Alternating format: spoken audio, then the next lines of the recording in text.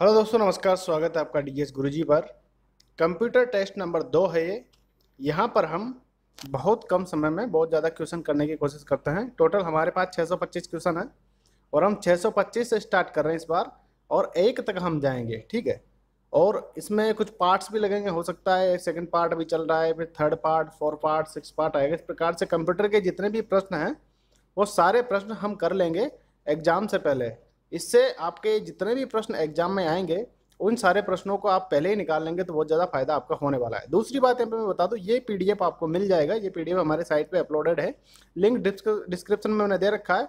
अगर उस लिंक को खोलने के बाद अगर आपको पीडीएफ नहीं मिलता है तो आप एक काम कीजिएगा, हमारी साइट में डाउनलोड्स का एक ऑप्शन आता है, वहाँ से डाउनलोड्स के उस टैब पे क्लिक कीजिएगा। वहाँ डाउनलोड में बहुत सारी चीज़ें दिखी रहती है। कई बार क्या होता है कि लिंक उसका जो है यूआरएल चेंज हो जाता है तो कई बार उस जगह पर नहीं पहुंच पाता है। कई बार जब आप समय अनुसार उसको चेंज करते रहते हैं, डेवलपमेंट हमारे साइड पे हमेशा चलता रहता है, तो कई बार आपको दिक्कत आती होगी। इसलिए मैं यहाँ पे बता रहा हूँ, डाउनलोड्स में जाके देखिएगा, या तो 20 क्वेश्चन की फॉर्म में, या 30 क्वेश्चन की फॉर्म में, या पूरे 625 क्वेश्चन की फॉर्म में। वहाँ पे पीडीएफ अलग अलग टाइप से हमने डाल रखे हैं, वहाँ से आप ले सकते हैं। तो शुरू करता हूँ मैं। पहला प्रश्न है, किस भारतीय, एक बात मैं यहाँ पे बता दूं कि यहाँ पे मैंने आंसर भी लिख रखा है। ऐसा नहीं है कि आंसर को देख के आप कुछ भी मतलब ये सोच ले कि सर इसमें आंसर दिखा रखा है, बहुत से लड़के बोलते भी हैं।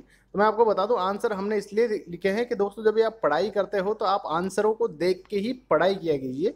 जब आप मॉक टेस्ट देते हैं तब आप आंसर छुपाया कीजिए, क्योंकि क्या होता है, जब आप पढ़ाई कर रहे होते हो तो आपको जल्दी जल्दी पढ़ाई करनी होती है।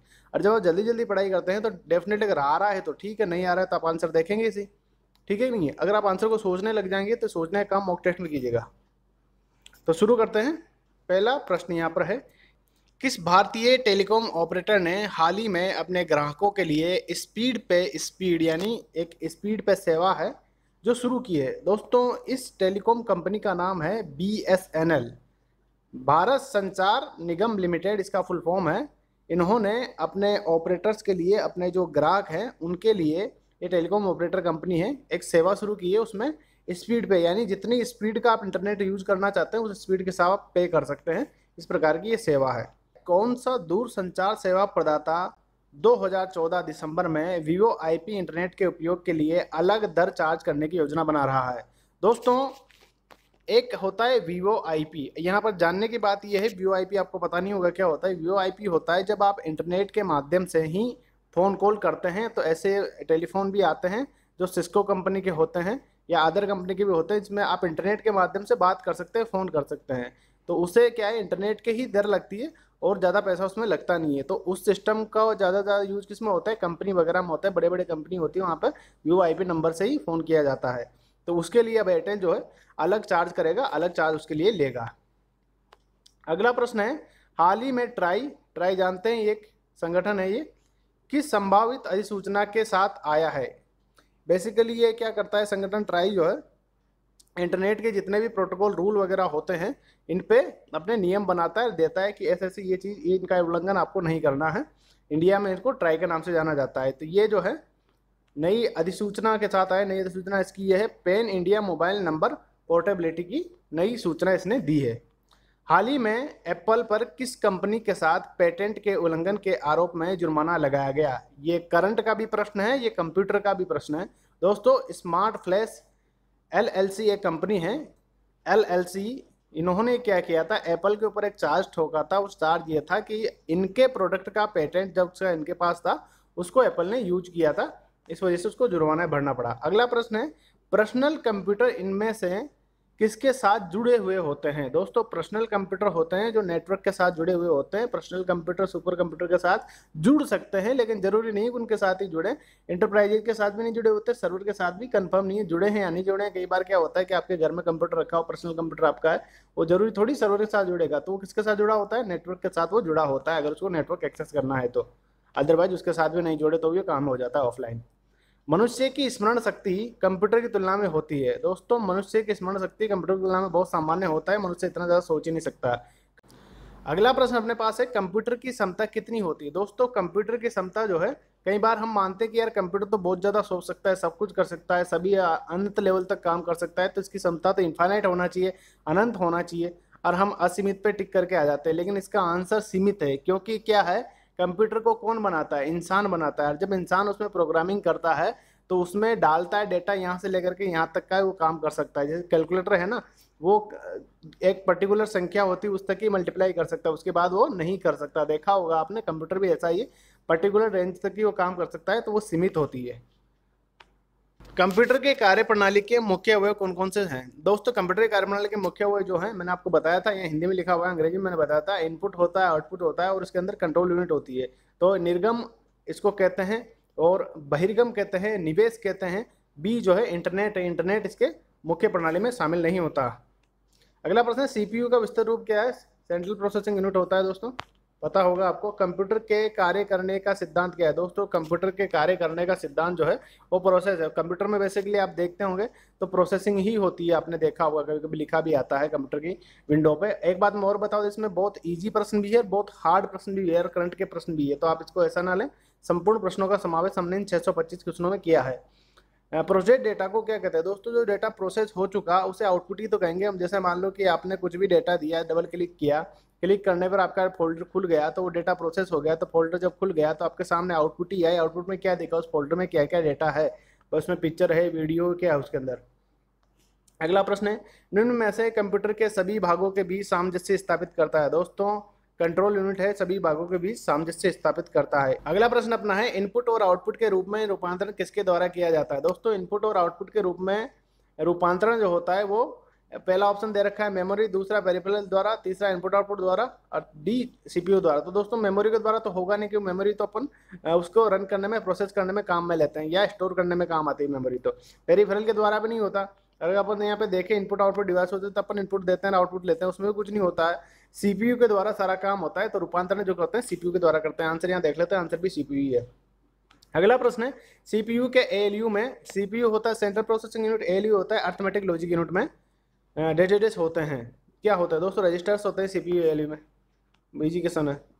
अगला प्रश्न है, हार्डवेयर डिवाइस जो डेटा को अर्थपूर्ण इंफॉर्मेशन में परिवर्तित करता है वो कौन सी होती है? दोस्तों हार्डवेयर डिवाइस जो डेटा को अर्थपूर्ण इंफॉर्मेशन, यानी कि कहने का मतलब क्या है, एक ऐसी हार्डवेयर डिवाइस जो आपने कोई भी डेटा या इनपुट उसको दिया है, उसका जो रिप्लाई देती है। अर्थपूर्ण इंफॉर्मेशन मतलब क्या होता है? रिप्लाई, जैसे आपने कोई साइट जो अपने सर्च इंजन में लिखी, तो उसका रिप्लाई जब आता है तो उसके टाइप की साइट की पूरी साइट खुल के आती है ना, तो वो क्या हुआ, वो अर्थपूर्ण इंफॉर्मेशन ही तो कहलाती है। तो यहाँ पर जो लिखा हुआ है, हार्डवेयर डिवाइस जो डेटा को अर्थपूर्ण इंफॉर्मेशन में परिवर्तित करता है, तो परिवर्तित उसको कौन करता है? आपने देखा होगा स्क्रीन पे तो आपको दिख रहा है, लेकिन उसको परिवर्तित कर रहा है आपका प्रोसेसर। तो प्रोसेसर से सारे काम होते हैं। आप जब कंप्यूटर खरीदने जाते हैं तो वहाँ पर आपने देखा होगा कि जो रेट होती है वो कंप्यूटर की प्रोसेसर की स्पीड के अनुसार बदलती रहती है। अगर आपने अभी कंप्यूटर खरीदा है, उसका प्रोसेसर i7 इंटेल का है, तो उसकी रेट जो है वो अच्छी खासी होती है। उससे कम लेवल का प्रोसेसर आपने खरीदा है तो उसकी स्पीड कम होती है, प्रोसेसिंग स्पीड में टाइम ज़्यादा लगता है, और उसका प्रोसेसर कौन सा होता है? i5 होता है। ऐसे ही पेंटिनियम और पेंटिनियम 2 वगैरह पहले के ज़माने में प्रोसेसर चलते थे। कंप्यूटर की जनरेशन जो होती है वो भी प्रोसेसर पर डिपेंड करती है। आपने सभी चीज़ें देखी होगी, तो इसी वजह से सारी जानकारी हमने यहाँ पर ली है। बेसिक कंप्यूटर प्रोसेसिंग चक्र में डैश डैश शामिल होते हैं। दोस्तों बेसिक कंप्यूटर प्रोसेसिंग चक्र में एक ही तो चीज़ शामिल होती है, एक साइकिल चलता है, मैं बताया था ना गोला बना के, एक तो इनपुट, एक आउटपुट, और बीच में क्या होता है? प्रोसेसिंग होती है। बिल्कुल सिंपल है। अगला प्रश्न है, सीपीयू में इनपुट और आउटपुट, अब मैं जो बोल रहा हूँ कि मैंने बताया था, कंफ्यूज मत होना। मैंने पहले सूचना सहायक के सारे लेक्चर अपलोड कर रखे हैं, वहाँ जाके आप देख सकते हैं, सब कुछ मैंने डीपली बता रखा है। जो स्टूडेंट और डिपार्टमेंट के हैं, सूचना साइंस के नहीं है, वो भी इस क्वेश्चनों को कर सकते हैं, क्योंकि कंप्यूटर आजकल तो हेडमास्टर के एग्जाम में तक अलाउ कर दिया, पुलिस कांस्टेबल में उसके प्रश्न आते हैं। सीपीयू और इनपुट आउटपुट के बीच सिग्नल के संचालन में कौन कौन नियंत्रण करता है? दोस्तों सीपीयू और इनपुट आउटपुट के बीच में जो नियंत्रण करता है वो वही जो रूपांतरण करता है। रूपांतरण कौन करता है? आपका सीपीयू करता है। और सीपीयू क्या होता है? कंट्रोल यूनिट होता है। वह सूचना जो किसी बाहरी स्रोत से आती है और कंप्यूटर सॉफ्टवेयर में फीड की जाती है, उस सूचना को कहते हैं। बाहरी स्रोत से आती है, कंप्यूटर में फीड की जाती है, तो इनपुट ही तो होती है दोस्तों। अगर मान लो आप बाहर पेन ड्राइव से कोई डेटा लेके आते हो, उसमें डालते हो, तो वो क्या होता है? प्रोसेस, इनपुट ही तो होता है। अब जब मैं आपसे कह रहा हूँ कि आप डेटा लेके आते हैं पेन ड्राइव में और उसको लगाते हैं, वो कंप्यूटर में जाता है, तो यहाँ पे एक प्रश्न बन के आपके दिमाग में आया होगा कि जिस डिवाइस में हम डेटा लेकर आ रहे हैं उसे पेन ड्राइव कहते हैं, और पेन ड्राइव कौन सी डिवाइस है? वो इनपुट डिवाइस है या आउटपुट डिवाइस है? तो दोस्तों उसका आंसर होता है पेन ड्राइव ना तो इनपुट डिवाइस है नहीं आउटपुट डिवाइस है। कारण यह है कि आपने पेन ड्राइव से आपका डेटा इनपुट तो दिया कंप्यूटर के अंदर, लेकिन वो जो है उससे डेटा बाहर भी ले सकते हैं। पेन ड्राइव से डेटा आप कंप्यूटर का डेटा बाहर भी ले सकते हैं, तो उसमें इनपुट आउटपुट दोनों ही काम हो रहे हैं। That's why we call that device, it is called as a data traveller device. तो ठीक है, इस प्रकार से हम हर एक क्वेश्चन के जो उसके बाहर के पार्ट है उनको भी करते चलेंगे। शब्द, आवाज़, इमेज और ऐसे कार्यों को अनुमोदित करना जिसे लोग सिस्टम यूनिट प्रोसेस करने वाले प्रारूप में समझ सकते हैं, उसे डैश डैश डैश के रूप में जाना जाता है। दोस्तों, जो भी आप डेटा अंदर दोगे या सिग्नल दोगे या इंफॉर्मेशन दोगे, आजकल आवाज़ के माध्यम से गूगल में ऐसे टाइप करते हैं, आप लिखते हैं राजस्थान में कंप्यूटर का उपयोग, तो वहाँ पे रिजल्ट आ जाता है। तो आपने क्या दिया, इनपुट दिया। जो भी ऐसी क्रिया जिसके माध्यम से आप इनपुट देते हैं वही हो जाता है आपका इनपुट डिवाइस। जैसे मान लो कि बारकोड जो होता है आजकल पेटीएम का लगा होता है हर एक पेट्रोल पंप पे, आप जैसे बारकोड के आगे अपना मोबाइल लेके जाते हैं तो वो बारकोड को रीड कर लेता है। तो आपने क्या किया, बारकोड ने क्या किया, बारकोड ने उसको इनपुट ही तो दिया कि मैं ये हूँ, तू मेरे को पहचान, और पहचान के वो आपके पैसे ऐड करवा देता है। जिस बैंक से वो बारकोड संबंध है, जिस नंबर पे वो संबंध है, वहाँ पर पैसा चला जाता है। तो ये सभी चीज़ें इनपुट में ही काम आती है, तो इसे हम इनपुट डिवाइस कहते हैं। अगला प्रश्न है, माइक्रो प्रोसेसर जो कंप्यूटर का मस्तिष्क होता है उसे भी कहा जाता है। दोस्तों, माइक्रोचिप भी कहते हैं। माइक्रोचिप पुराना नाम है, माइक्रो प्रोसेसर नया नाम है। माइक्रोचिप पहले आई थी, क्योंकि अपन को पता है ना, पहले हर एक चीज़ को चिप बोला करते थे। मोबाइल के सिम को भी चिप कहते थे, और मोबाइल के कार्ड को भी चिप कहते थे। मेमोरी चिप मोबाइल के कार्ड को कहते थे, और मोबाइल के सिम को क्या कहते थे हम, बेसिकली कोई नाम ही नहीं था, चिप ही उसको बोला करते थे। ये अपनी लोकल लैंग्वेज है। Main memory dash dash dash के समन्वय से कार्य करती है। दोस्तों, मेन मेमोरी जो होती है वो सीपीयू से ही कार्य करती है, उसके समन्वय के बिना मेन मेमोरी कार्य नहीं कर पाएगी, क्योंकि क्या होता है, सीपीयू के अंदर ही तो वो कनेक्टेड रहती है, बसेस के माध्यम से अपना डाटा इधर से उधर करती है। सभी तार्किक व गणितीय परिकलन जो कंप्यूटर द्वारा किए गए हों कंप्यूटर पर कहाँ होते हैं। दोस्तों, जो भी कार्य परिकलन जो कंप्यूटर द्वारा किए गए हों वो कंप्यूटर के मेमोरी प्रणाली बोर्ड और सेंट्रल प्रोसेसिंग यूनिट मदरबोर्ड। अब यहाँ पर एक चीज़ मैं आपको बता दूं, तार्किक और गणितीय लिखा हुआ है। तार्किक और गणितीय जो होता है वो किस में होता है, अर्थमेटिक और लॉजिक यूनिट और सेंट्रल प्रोसेसिंग यूनिट आपने पढ़ा होगा। तो ये दोनों किस में होती है, सीपीयू में ही तो होती है, इसलिए इसका आंसर सीपीयू होता है। यहाँ पर मदरबोर्ड में तो कुछ होता नहीं है, मदरबोर्ड में बेसिकली सारी डिवाइसेज लगी होती है, तो मदरबोर्ड तो एक ह्यूज डिवाइस है, इसमें तो सब कुछ होता है, तो यहाँ पर आंसर ये नहीं हो सकता, और सेंट्रल प्रोसेसिंग यहाँ पर आंसर है। अगला प्रश्न है, इनपुट आउटपुट और प्रोसेसिंग डिवाइसों का समूह डैश डैश डैश का निरूपण करता है। दोस्तों, इनपुट आउटपुट और प्रोसेसिंग डिवाइसों का समूह अपना कंप्यूटर ही तो होता है, इनको कंप्यूटर हम पर कहते हैं। यहाँ पर मोबाइल डिवाइस भी आंसर है। और आप कहेंगे कि सर आपने जब पढ़ाया था तो बताया था कि मोबाइल भी एक कंप्यूटर ही होता है, तो फिर यहाँ पर कंप्यूटर आंसर है तो मोबाइल आंसर क्यों नहीं है। दोस्तों, मैं आपको एक बात यहाँ पे क्लियर करना चाहता हूँ, सभी मोबाइल कंप्यूटर नहीं होते। मैंने वहाँ पे बोला था स्मार्टफोन जो आपका है वो कंप्यूटर होता है। अगर यहाँ पे स्मार्टफोन लिखा होता है तो आप इसका आंसर स्मार्टफोन भी लगा सकते हैं, क्योंकि स्मार्टफोन में भी रैम और रोम दोनों होती है, प्रोसेसिंग यूनिट होती है, सारे डेटा इनपुट आउटपुट आप उसमें भी दे सकते हैं।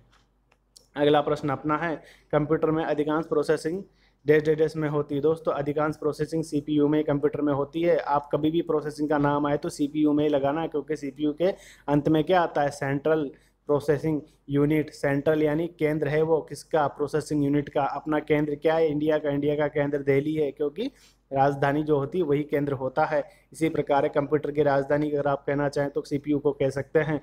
सारे काम बिना दिल्ली के इंडिया में पॉसिबल नहीं हो पाते, इसी प्रकार सारे काम सीपीयू में के बिना कंप्यूटर में प्रोसेसिंग नहीं हो पाते। बड़े अच्छी तरीके से अपन पढ़ रहे हैं। निम्न में से कौन सा कंप्यूटर बुनियादी कार्य नहीं है। दोस्तों, कंप्यूटर का बुनियादी कार्य एक चीज़ नहीं होता है, ये होता है टेक्स्ट को स्कैन करना। दोस्तों, कंप्यूटर कभी आपने देखा है कि टेक्स्ट को स्कैन करता है। टेक्स्ट को स्कैन करने के लिए अलग डिवाइस लानी पड़ती है, उसका प्रिंटर आता है और स्कैनर भी आता है एचपी का, उससे अपन स्कैन करते हैं। और आसानी से करना चाहें तो आपके एम स्कैनर की मदद से मोबाइल से भी कर सकते हैं। निम्न में से प्रथम गणना यंत्र कौन सा था।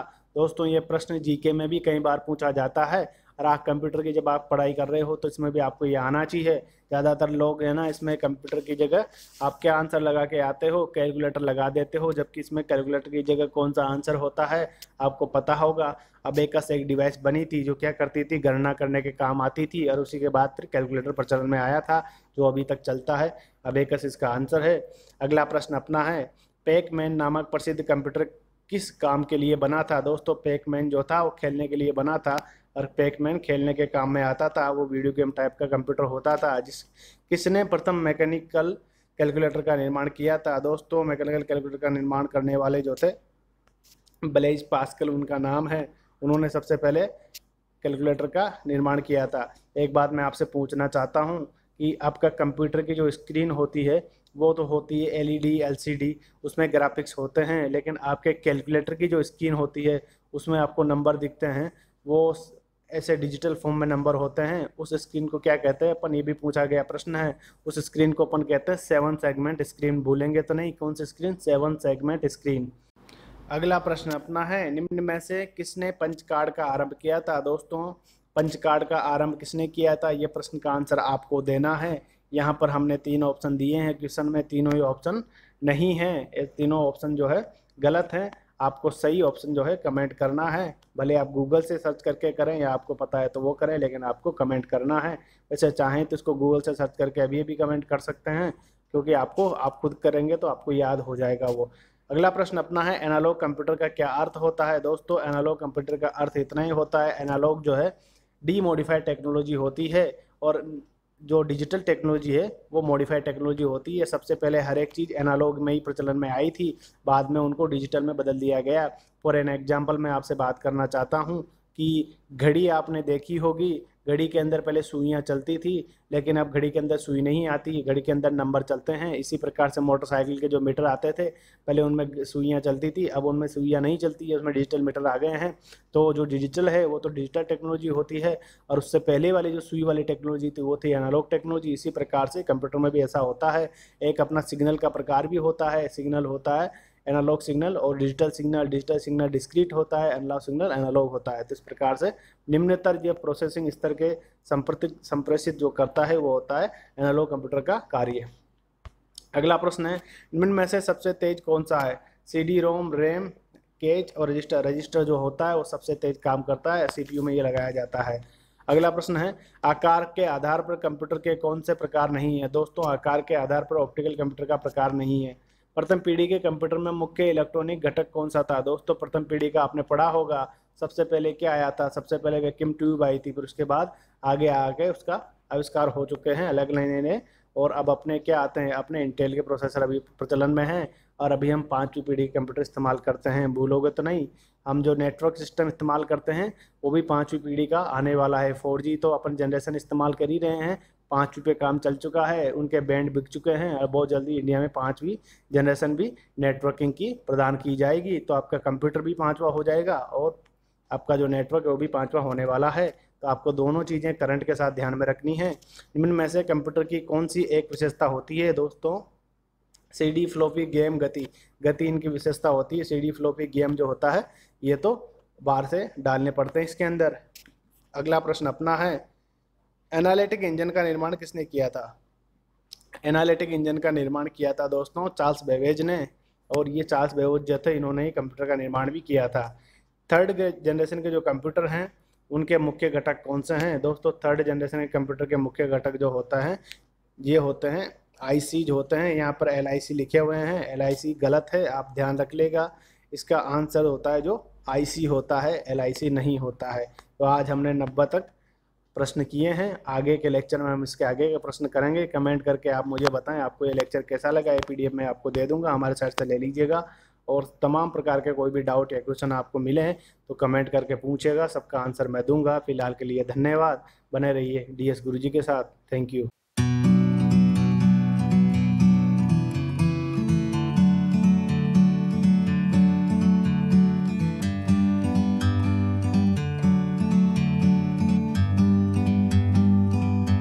Like a bird on a tree, I'm just sitting here. I got time.